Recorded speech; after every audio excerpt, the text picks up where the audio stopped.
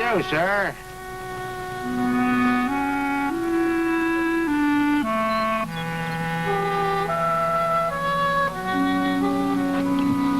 I need work. Do you need a man here? Well, now, sit down. Maybe we can make a deal. I've been kind of looking around for somebody. Where'd you work last? North Dakota. North Dakota, huh? Yeah, that's right smart distance off, seems to me. I need work. Can do everything on the farm. Cheap. Well, my name's Thompson, Mr. Royal Earle Thompson. My name is Helton. Mr. Olaf Helton. Well, Mr. Helton, how much you figuring to gouge out of me?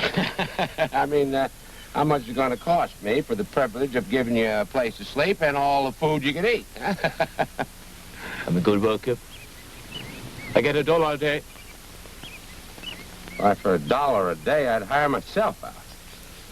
Well, what kind of work is it you do when they pay you $1 a day? Wheat fields. North Dakota. Well, this ain't no wheat field by a long shot. This is more of a dairy farm. My wife, she wanted a dairy. She likes working around the cows and the calves, so I humored her. But that was a mistake. She broke down on me. Now I got to do nearly everything myself. Speaking as one man to another, ain't no money in it. So I can't give you no $1 a day, because I don't make that much out of it. I'll give you $7 a month. And you can eat at the table with that. That's all right. I take it? Well, now looks like we got a deal, huh? You just take a few swings on that churn there while I run into town on a couple of errands. You know what to do with the butter if you get it, don't you? I know butter. No butter business. Hey, you're, butter, ain't you? I'm sweet. Swede? Well, I'll be damned. You're going to get mighty lonesome around here. Never seen a Swede in this neck of the woods. It's all right.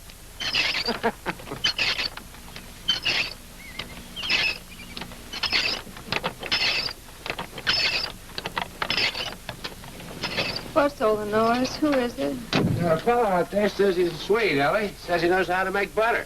Oh, I hope it turns out to be the truth.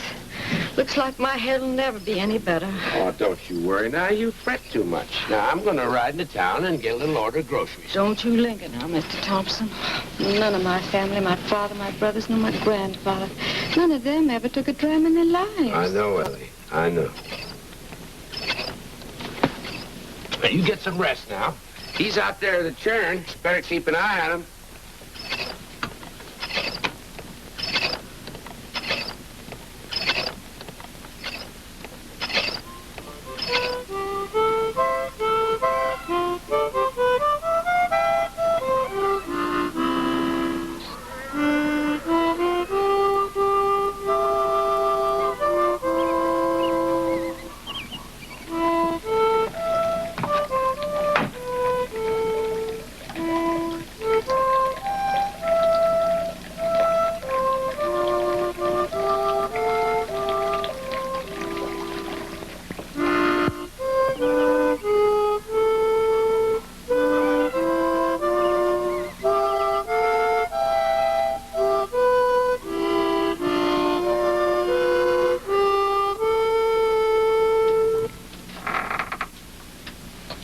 How do you do, sir? I'm Miss Thompson, and I want to tell you that I think you did real well in the spring house. That's all right. That's a pretty tune you're playing. Most folks don't seem to get much music out of a harmonica. I see you're mighty fond of music. We used to have an old accordion, and Mr. Thompson could play it right smart, but the little boys broke it up. Oh, you know how little boys are. You better set those harmonicas on a high shelf or they'll be after them.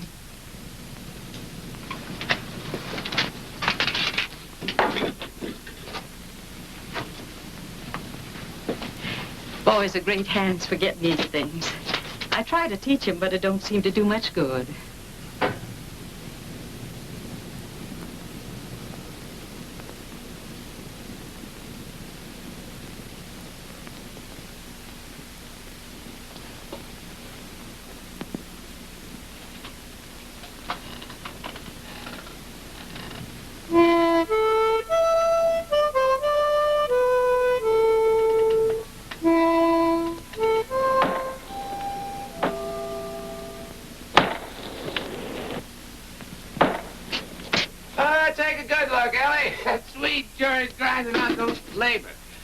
But I swear he is the closest mouth fella I ever met up with in all my days. Looks like he's scared to crack his jaw if he opens his front teeth. You smell like a toper, Mr. Thompson. I'm sorry, Ellie. I just had one little toddy. It'd been impolite not to. Drunkenness can lead to lies and violence. I wouldn't want to live with either. It'll never happen again. I'm sorry, Ellie. Perhaps you could get one of the boys to bring me in an extra load of firewood. I'm thinking about baking tomorrow. Oh, I'll get it, Ellie. I'll get it.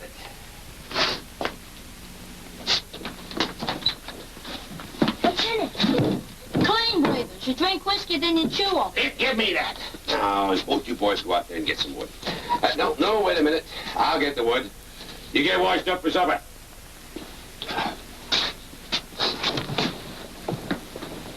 You get washed up for supper.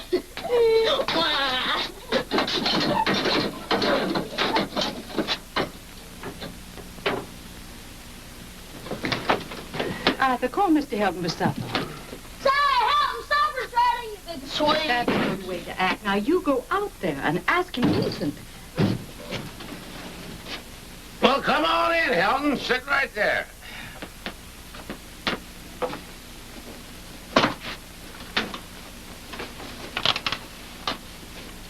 Lord, for all these and thy other blessings, we thank thee in Jesus' name. Amen. Amen.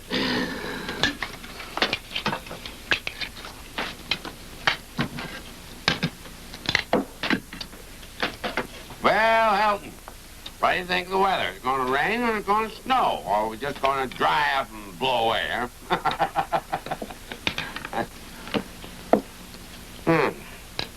Now, you know, the funniest thing you ever saw happen today? Old Judge Sims has a beer-drinking goat, and they poured so much into him that he butted the mayor, and then wheeled around and watered the square to a point where they had to call out the shovel brigade to stop the flood from washing out Franklin's mercantile.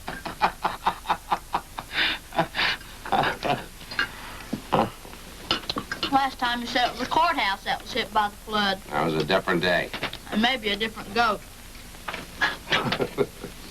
Mr. Helton, you're not eating enough to keep you up to your full powers if you expect to go on working the way you started today.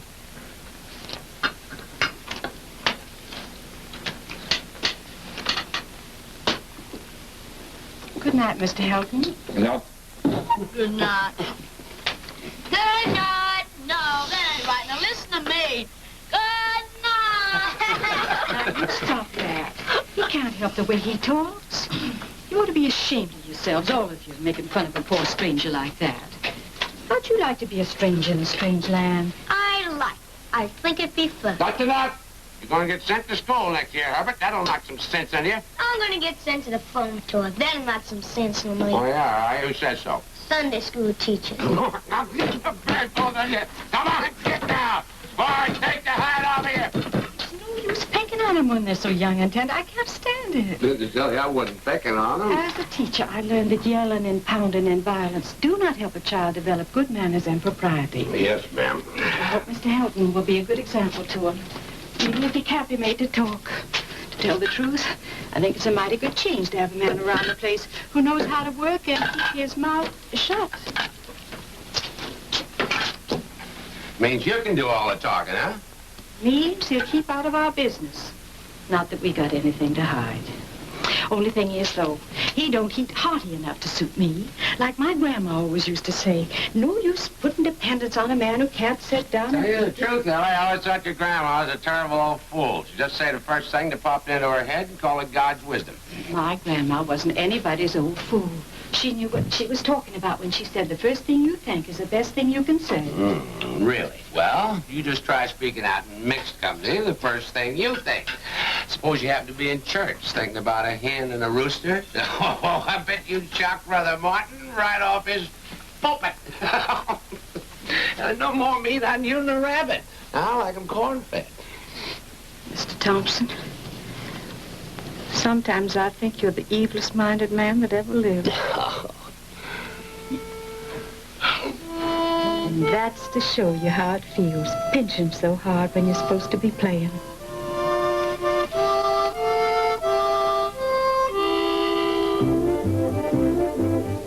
I guess one of my problems has been that I have a deep conviction that running a dairy and chasing after chickens is woman's work.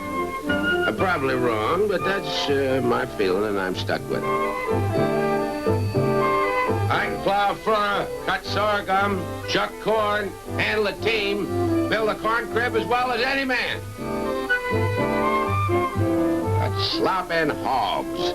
Slopping hogs is not for Royal Earle Thompson. Cows coming up twice a day to be milked, standing there sad-eyed. And them calves pull at that rope till their eyes pop out, and still they break their damn necks trying to get at the tit. Now, I don't change the diapers on my kids, so why should I try to wean a calf?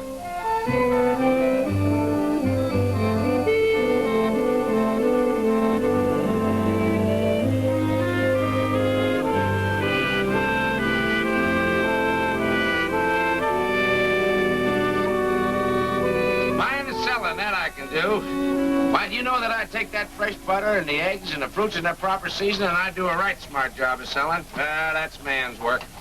Now, this next year, you just keep on working the way you've been, and I'll just keep on running the place the way I've been. That's all right. A good worker. That you are. And I'm going to raise you to $10 a month. That's all right.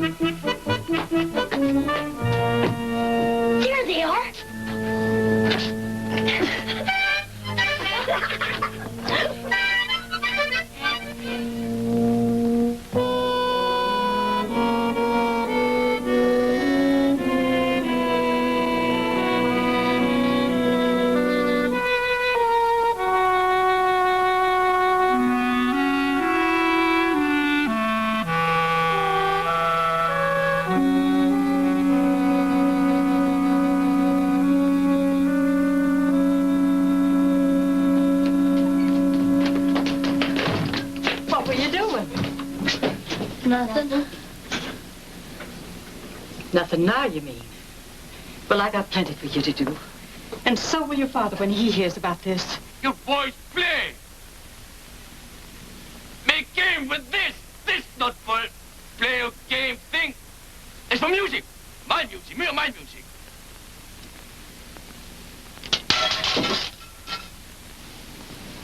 This not good now. It's for music. For my music. Olivia's music.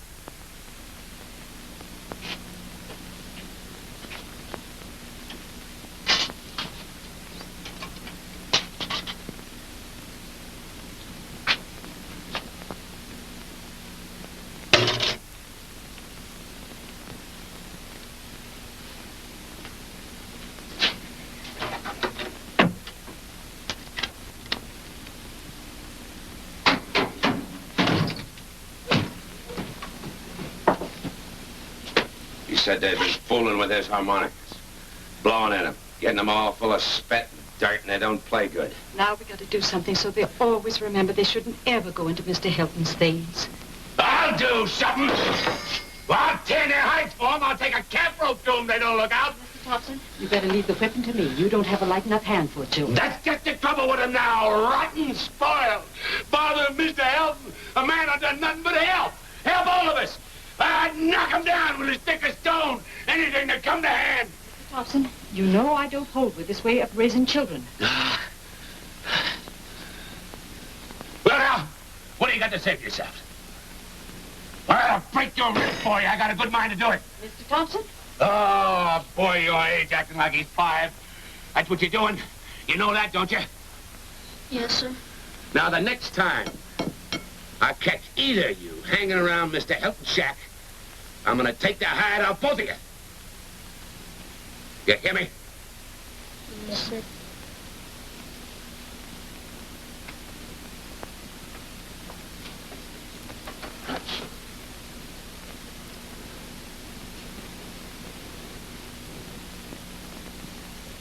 Mr. Hilton hasn't come in for his supper. Arthur, go out and tell Mr. Hilton he's late for his supper.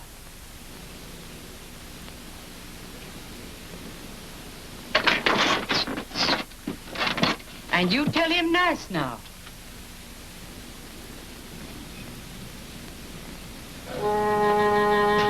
Supper's ready, Mr. Hilton. Mother'd like you to come eat now if you wish. And so would Father.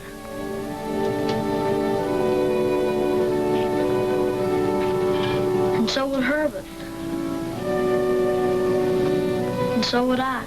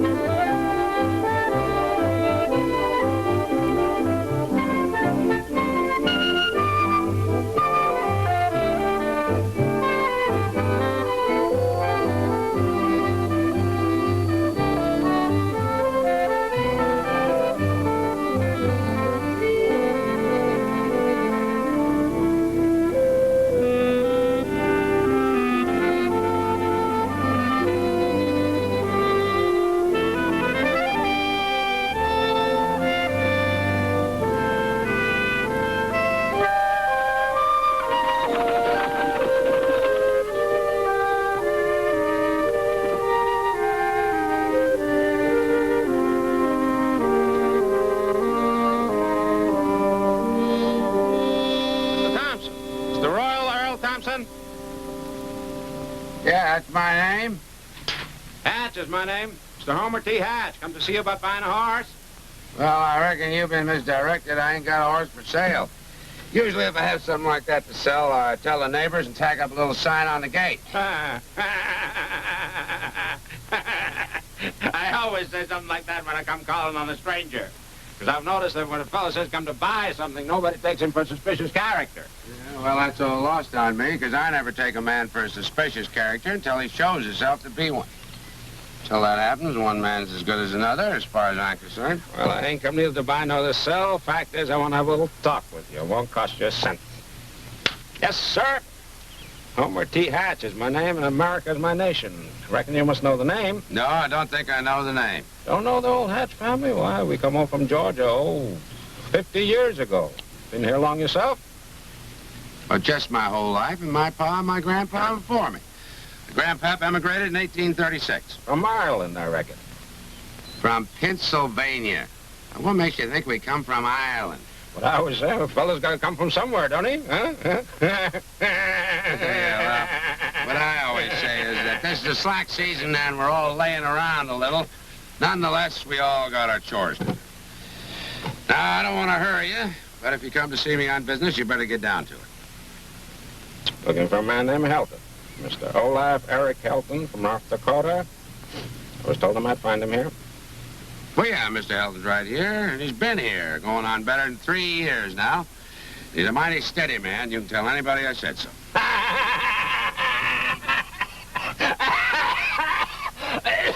Well, if you want to see Mr. Helton, I'll round him up for you. I'm in no special hurry.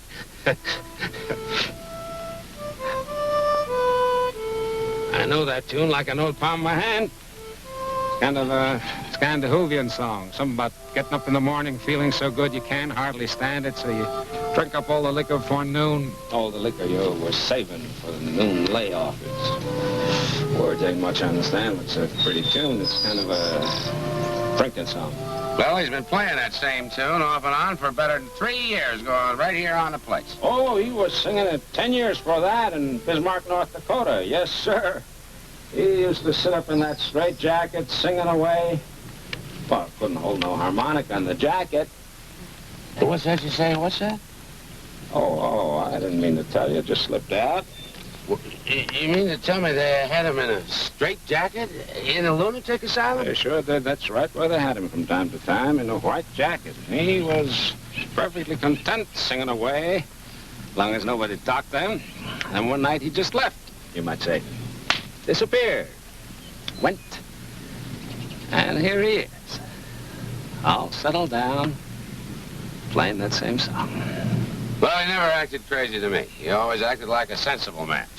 No, he never got married, for one thing, and works like a horse. What saves his money, and he don't drink or swear. Well, if he's crazy, I think I'll go crazy myself. Oh, that's good. I never thought of it that way. Let's all go crazy, get rid of our wives, and save our money, huh? Well, that ain't exactly what I had in mind. Look, let's go around the back of the house. There's more breeze there. You see, my wife's sort of an invalid, going on 14 years now. And you know, it's mighty tough on a poor man having a sickness in the family. Yeah, she's a mighty delicate woman. You get trouble with her eyes, too. Oh, I never had much for a woman's always complaining. I get rid of her mighty quick. Just as you say, dead loss keeping one up. Yeah. Well, that ain't what I had in mind either. My wife's a mighty reasonable woman, but I wouldn't want to answer to what she'd say or do if she found out we had a lunatic on the place all this time.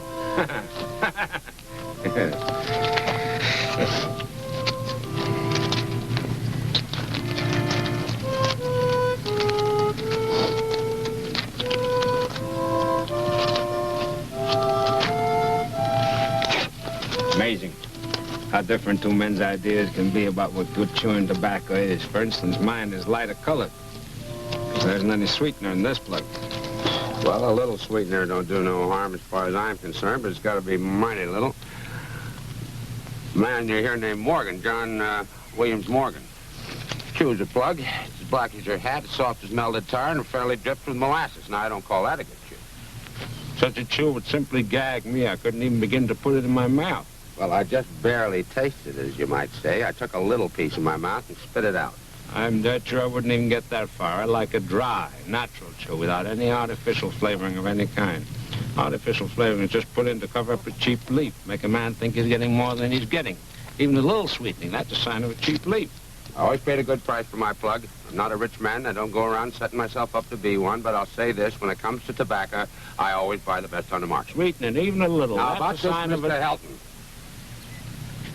I don't see no reason holding against a man because he went loony once or twice in his lifetime. And I don't intend to take no steps about it. Not a step. Well, of course, there's some people just soon have a lunatic around their house as not. Back home in North Dakota, we don't feel that way. No, sir. Like to see anybody there trying to hire a lunatic, especially after what he done. After what he done? Oh, nothing to speak of. Just went loony one day in the hayfield and shoved his pitchfork through his brother while they was making hay. That's all he done. Well, I don't deny that's news. Yes, sir. That's news. But I still say something must have drove him to it. Brother was going to get married. Borrowed Helton's harmonica to serenade his bride one evening, and he lost it. Brand new harmonica. Brother wouldn't buy him a new one, so Mr. Helton just ups, as I says, and runs his pitchfork through his brother. Well, he sure thinks a heap for his harmonicas. You always like that part about getting so gay, you'd go ahead and drink up all the liquor before noon. You know, in them sweet countries, a man carries a bottle of wine around with him as a matter of course. Well, the fact is that this Helton is a dangerous escaped lunatic. And the fact also is that in the last 12 years or so, I must have rounded up, 20 odd escaped lunatics. That's quite a tidy sum in the long run. The reward, but that isn't a question. Point is, I'm for law and order. I do not like lawbreakers or escaped lunatics. Do you agree? Well, circumstances alter cases, as a feller says. And now that I know of Mr. Helton, he ain't dangerous now, as I told you. He ain't? Well, I say he is. And the law is solidly behind me.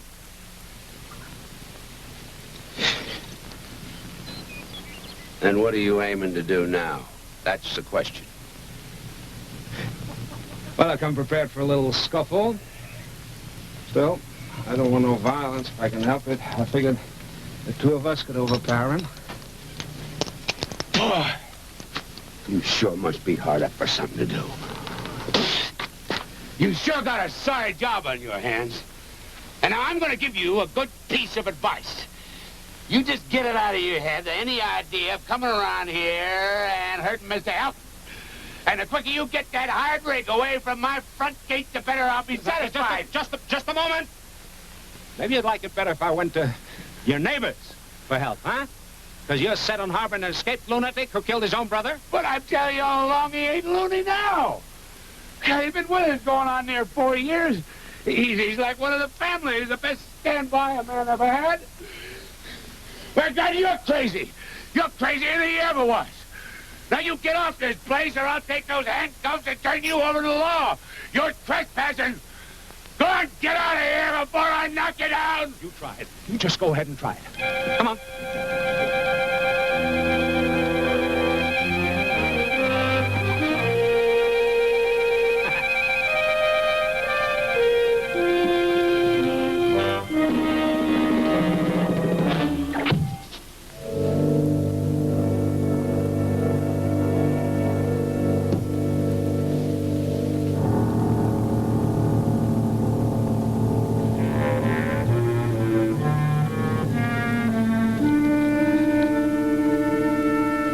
Killed Mr. Helton. I had to knock him out, but he won't come to.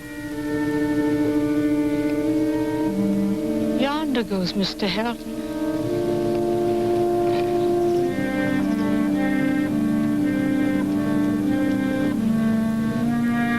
Boys are fishing at Halifax. Thank God the boys are not here.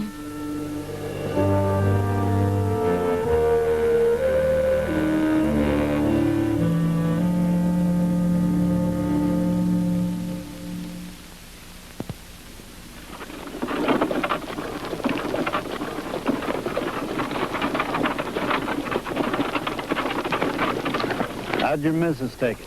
Took it hard. You sure he got him, huh? Yeah, he got him. He stuck that knife in Helton's stomach and ripped right up. He couldn't have run far, hurt like that. Well, we'll find him alive or dead. I got half the county looking for him right now. Sheriff, I'd appreciate if you'd ride on to the others. You'll find him by the woodpile. I'll take my missus with me and follow along. Oh, why can't she just ride in the wagon with the coroner? Well, it's all the same to you. I'd just as soon she went with me.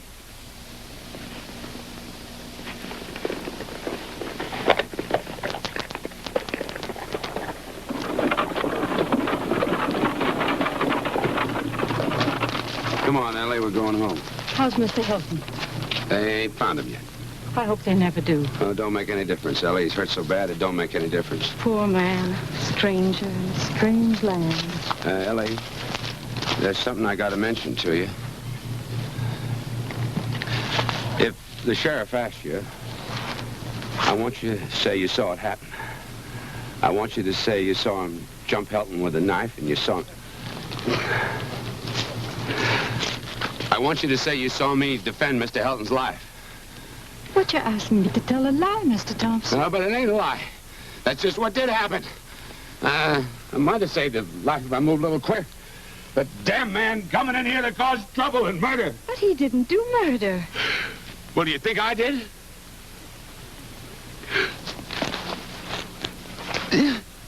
You answer me, Ellie. I'll say what you want me to, Mr. Thompson. But I will tell a lie, because I didn't see it happen. I saw the man lying on the ground and you with the axe and Mr. Hilton running. But I'll say what you want me to. I'll lie if that's what you want me to do. It ain't what I want you to do, Ellie. It's what you have to do. But it ain't a lie.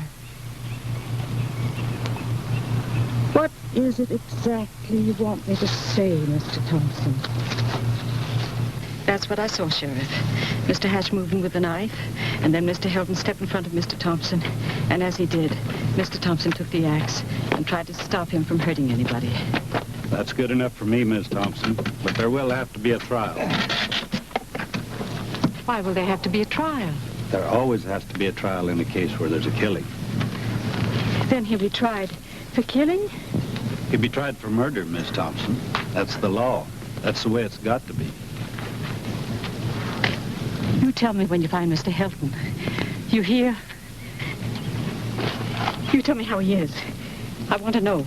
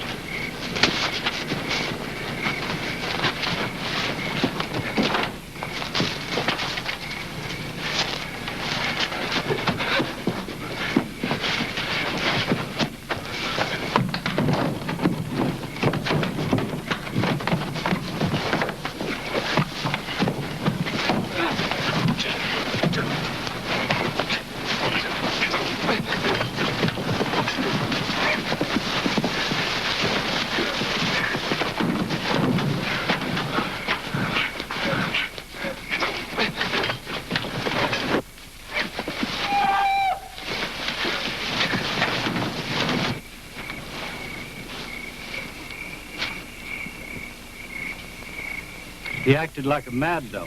We didn't mean to harm him, but he was crazy as a loon. We picked up a club and tried to brain every man who come near him. Then he almost killed a man. We had to get tough, Miss Thompson. Nobody likes killing a loony, but we had to protect ourselves. Well, you asked me personal to tell you what happened, Miss Thompson. So I did. That's how it happened. I thank you, Mr. Baldy. But I can't understand how a man hurt that bad could do all them things. Well, he wasn't hurt that bad. He didn't have a mark on him except where his head was broke. What did you say? I said he had a mark on his head, but there was no sign of any knife cuts anywhere else on his body.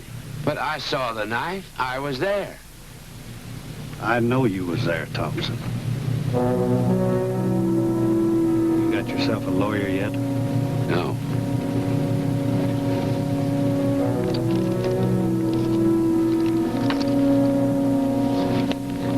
I'd give that some thought if I was you.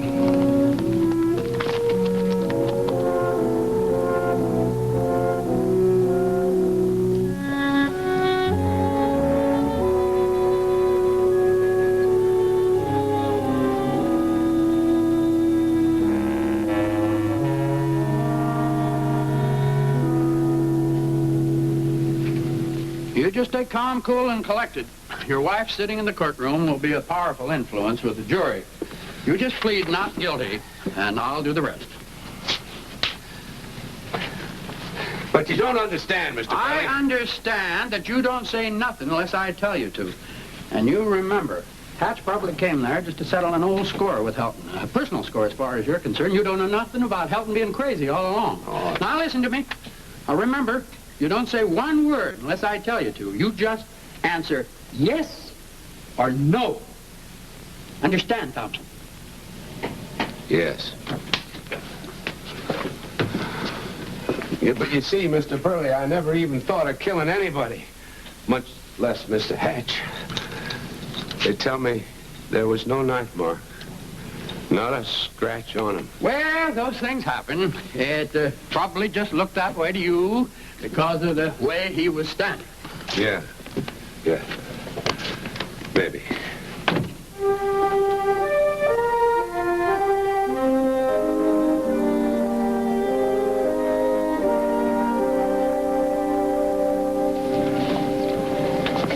You did fine, Ellie. Just what you had to do. Worked out well, Thompson.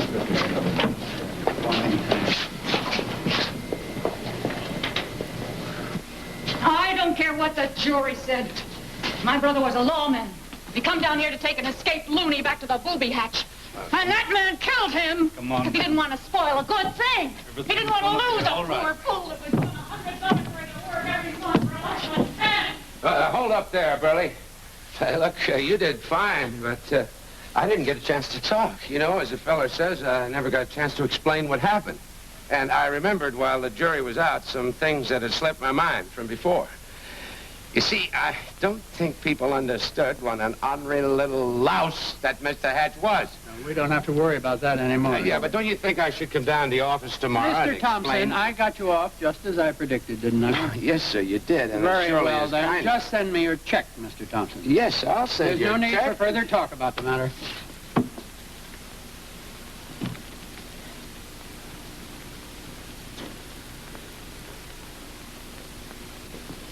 Hold up there, boys. I want you up early in the morning. I want old Jim hitched to the buggy by 6 o'clock. What on earth for? Because we're going to see every one of our neighbors, and we're going to tell them the truth. I never did get a chance to talk at this trial. They just asked a lot of questions, and I just answered yes or no. I never did get to the core of the matter. I'm going to start tomorrow. I want you there with me, Ellie. I want you to tell them what you saw.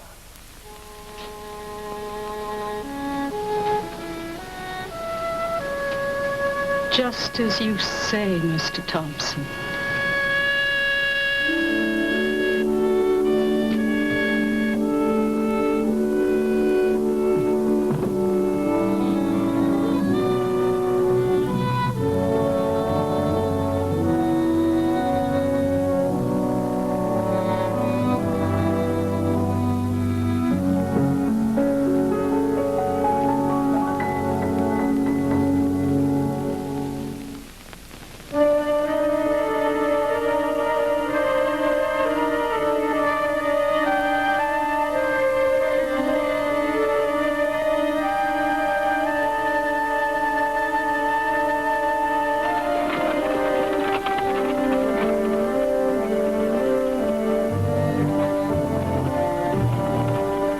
never kill that Mr. Hatch on purpose. Only thing you could do, Tom. Pleased to hear It that. must be terrible. We knew it. Ellie. What a shame. I'm sorry. I was trying to save Mr. Helton's life. Good day, Miss Thompson. Of course. Mr. Thompson. The only thing you could do, Thank you for Tom. stopping by. Good day. Pleased to hear that. But they wouldn't let me talk at the trial. Of course. The only thing you could do, Thompson. It must be terrible for you, Ellie. What a shame. I'm sorry. It's just as he says. Well, if you don't believe me, you can believe my wife. She won't lie. That's right. I saw it. It's just as he says. That's right. Good day, Miss Thompson. Mr. Thompson. Thank you for stopping by. Good day. No, I'm telling the truth. You heard my wife. Oh. Is your mom and papa there? Well, tell them Mr. and Miss Thompson come to see him. Mama, Papa, come out here. The man that killed Hatch has come to see you.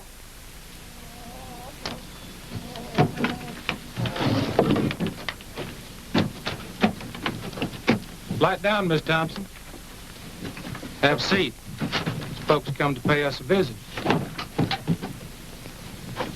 Well, as I reckon you happen to know, I've had some strange troubles lately, and as the fellow says, they ain't the kind of troubles that comes to a man every day of the year. And there's some things I don't want no misunderstanding about in my neighbors' minds. I killed that man Hatch in self-defense. I was trying to save Mr. Helton's life. Well, ask my wife. My wife will tell you. She won't lie. It's true. I saw it. It's just as Mr. Thompson says. It surely is too bad, but I can't see what we got to do with all this here. See no good reason for us to get mixed up in no murder matters. Whichever way you look at it, ain't none of my business. Everybody going around shooting their heads off. But you better know, we don't hold with killing. The Bible says Shut your that. mouth or I'll shut Mustn't it for you. linger. Now, look. We've lingered long enough as it is. It's getting late, and we have far to go.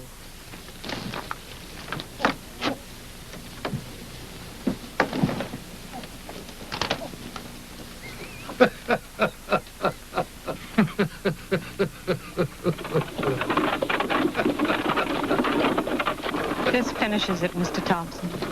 I'm just not going to do this anymore. Well, we got to make people believe in the truth, Ellie. Whose truth, Mr. Thompson? Why couldn't you argue with that man Hatch and get him off the place? Why did you have to ruin the boys' lives and have Mr. Helton killed like some poor mad dog? Well, I keep hoping, Ellie. I keep hoping. You might say I remember now, Mr. Thompson. I really came around the corner in time to see everything. I keep hoping you quit saying it's a lie. For I truly trust to God it is not. There was a time when my husband hadn't killed a man and made me lie for him. And I could tell the truth to anybody about anything. But now, life has become all one dread.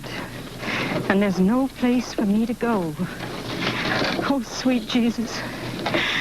I just don't know how to go on living anymore. I'm sorry you feel that way about everything, Ellie. But it'll change, Ellie. We'll live with it, and we'll whip it. Maybe everything about my killing that Hatch was wrong from start to finish. Damn it, I did. Maybe not the right thing, but the only thing I could do. But did I have to kill him? Oh, my God, I never saw a man I hated more. When I first laid eyes on him, I knew in my bones that fellow was just here for trouble. Why didn't I just tell that Hatch to get out before he ever got in? Why didn't I do a lot of things? You asleep, Ellie?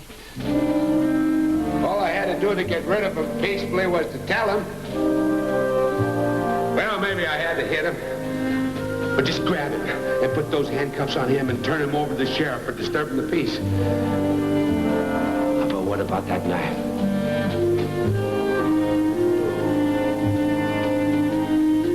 But if I hadn't killed him, nothing would have happened to Mr. Helton. Oh, God!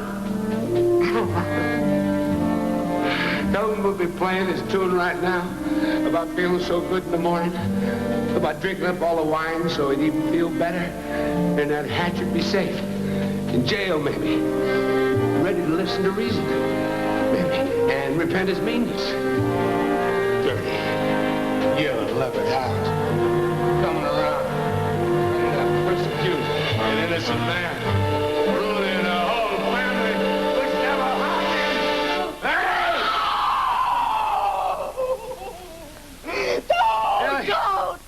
Ellie! Boys! Boys, all the Herman! Get in here quick! Ellie! Boys! Ellie! She's scared to death. What did you do to her? You touch her again and I'll blow your heart out. Mama, don't die. I'm all right. Don't you worry about Herbert. I'm all right. I'm all right. I'm all right. I'm all right. I'm all right. I'm all right.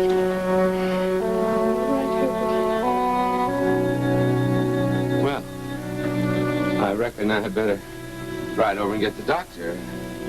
Don't look like this faint. It's a good sign to me. You boys, keep watch till I get back. Now, don't get any notions in your head. I never did nothing to harm your mother in my life.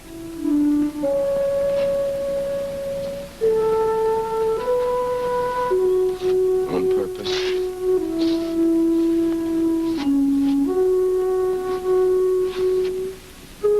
You'll know how to take care of her.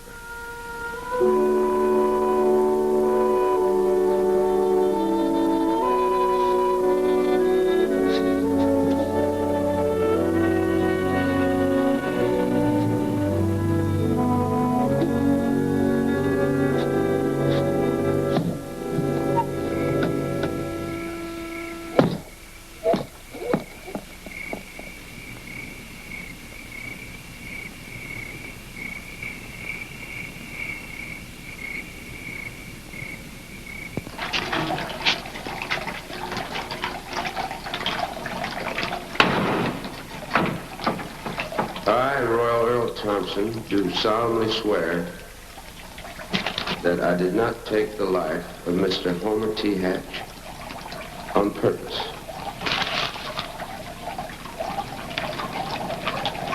I did not aim to hit him with the axe, but only to keep him off Mr. Help, who would have done the same for me. I've told all this to the judge and the jury, and they let me off. But nobody believes it. My wife,